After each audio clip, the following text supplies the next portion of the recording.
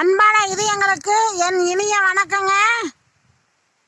இன்னைக்கு நாம பப்பாளி மரம் பழங்கள் இருக்குதான்னு பார்க்கலாம். பாருங்க, பழங்கள் ஒன்று கூட இல்லை. அதுக்கு என்ன பண்ணலாம்? ஒரு காயை பறிங்க.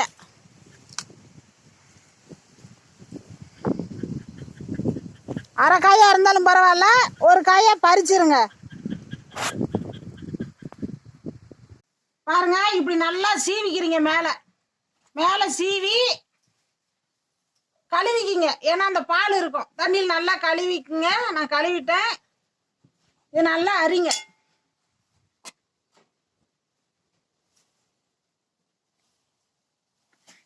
பொடி பொடியா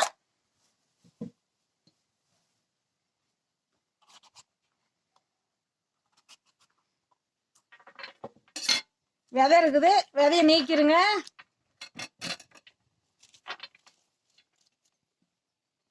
பாருங்க, நல்லா பொடி பொடியா நறுக்கிக்குங்க.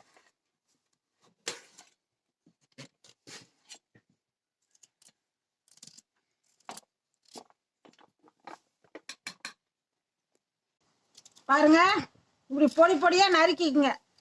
இதை நம்ம பொரியலா செஞ்சுக்கலாம்.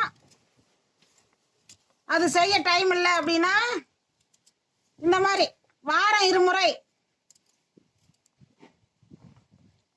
அரை காயா இருந்தாலும் பரவாயில்ல, முக்கால் காயா இருந்தாலும் பரவாயில்லைங்க, லைட்டா மிளகா பொடி, அரிசி இருக்கிறவங்க மிளகா பொடி சேர்த்துக்க வேண்டாம். உப்பு சிறிதளவு இப்போ சேர்த்துக்குங்க. நல்லா கலக்குங்க. இதை கர்ப்பிணி பண்ணுங்க, சாப்பிட வேண்டாங்க. நாம எல்லாரும் சாப்பிடலாம்.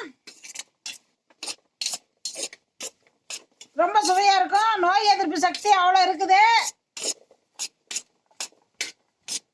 ஒரு பீஸ் சாப்பிட்டாலே போதுமானதுங்க.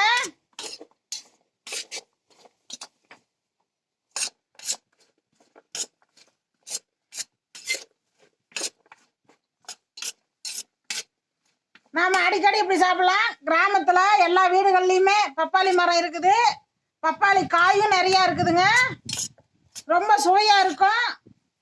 இது சாப்பிட்டா நோய் எதிர்ப்பு சக்தி அவ்வளோ இருக்குது. அடிக்கடி சாப்பிடுங்க.